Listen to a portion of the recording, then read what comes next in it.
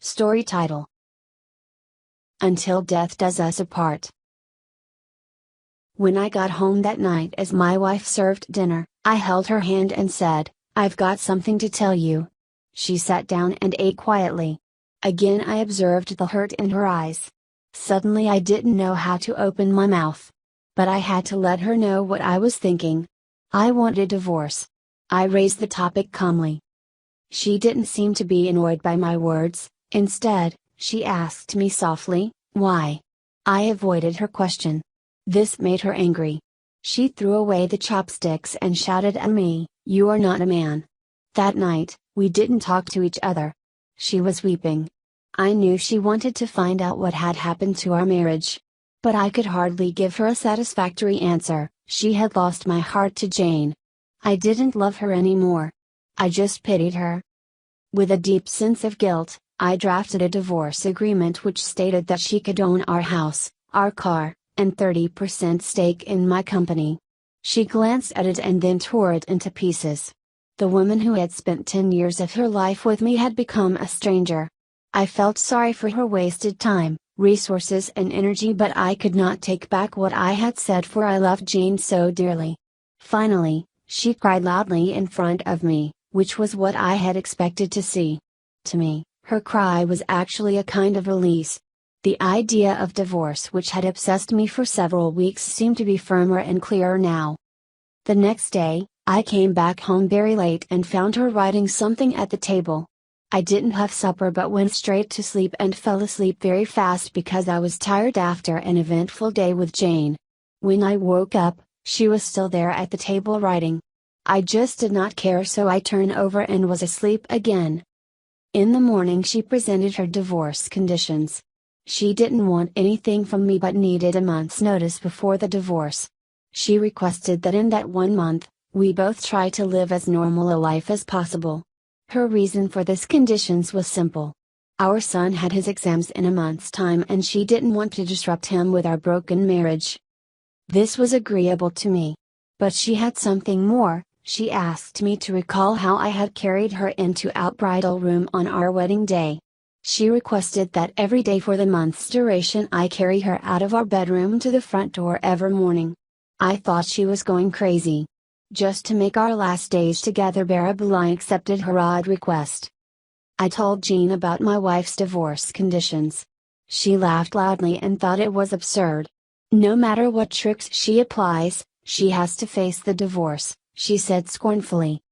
My wife and I hadn't had any body contact since my divorce intention was explicitly expressed. So when I carried her out on the first day, we both appeared clumsy.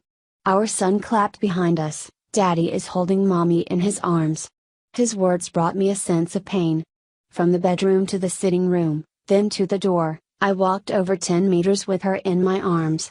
She closed her eyes and said softly, "Don't tell our son about the divorce." I nodded, feeling somewhat upset. I put her down outside the door. She went to wait for the bus to work. I drove alone to the office. On the second day, both of us acted much more easily. She leaned on my chest. I could smell the fragrance of her blouse. I realized that I hadn't looked at this woman carefully for a long time. I realized she was not young anymore. There were fine wrinkles on her face, her hair was graying. Our marriage had taken its toll on her. For a minute I wondered what I had done to her. On the fourth day, when I lifted her up, I felt a sense of intimacy returning. This was the woman who had given 10 years of her life to me. On the fifth and sixth day, I realized that our sense of intimacy was growing again. I didn't tell Jane about this. It became easier to carry her as the month slipped by. Perhaps the everyday workout made me stronger. She was choosing what to wear one morning. She tried on quite a few dresses but could not find a suitable one. Then she sighed, "All my dresses have grown bigger." I suddenly realized that she had grown so thin, that was the reason why I could carry her more easily. Suddenly it hit me. She had buried so much pain and bitterness in her heart. Subconsciously I reached out and touched her head. Our son came in at the moment and said, "Dad, it's time to carry Mom out." To him, seeing his father carrying his mother out had become an essential part of his life. My wife gestured to our son to come closer and hugged him tightly. I turned my face away because I was afraid I might change my mind at this last minute. I then held her in my arms, walking from the bedroom, through the sitting room, to the hallway. Her hands surrounded my neck softly and naturally. I held her body tightly, it was just like our wedding day.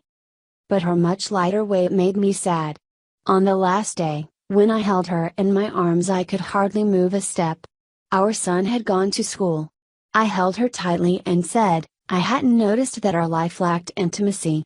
I drove to the office and jumped out of the car swiftly without locking the door. I was afraid any delay would make me change my mind. I walked upstairs. Jane opened the door and I said to her, Sorry, Jane, I do not want the divorce anymore. She looked at me, astonished, and then touched my forehead. Do you have a fever? She said.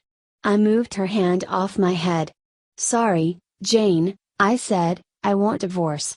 My marriage life was boring probably because she and I didn't value the details of our lives, not because we didn't love each other anymore. Now I realize that since I carried her into my home on our wedding day, I am supposed to hold her until death does us apart. Jane seemed to suddenly wake up.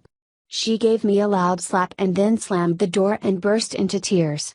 I walked downstairs and drove away. At the floral shop on the way, I ordered a bouquet of flowers for my wife.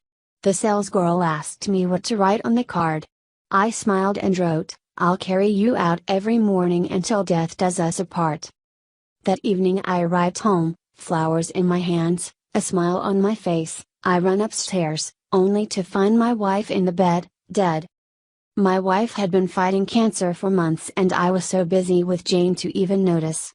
She knew that she would die soon and she wanted to save me from the whatever negative reaction from our son, in case we pushed through with the divorce. At least, in the eyes of our son, I'm a loving husband. Moral: the small details of your lives are what really matter in a relationship. It is not the mansion, the car, property, the money in the bank. These create an environment conducive for happiness but cannot give happiness in themselves. So find time to be your spouse's friend and do those little things for each other that build intimacy. And have a real happy marriage.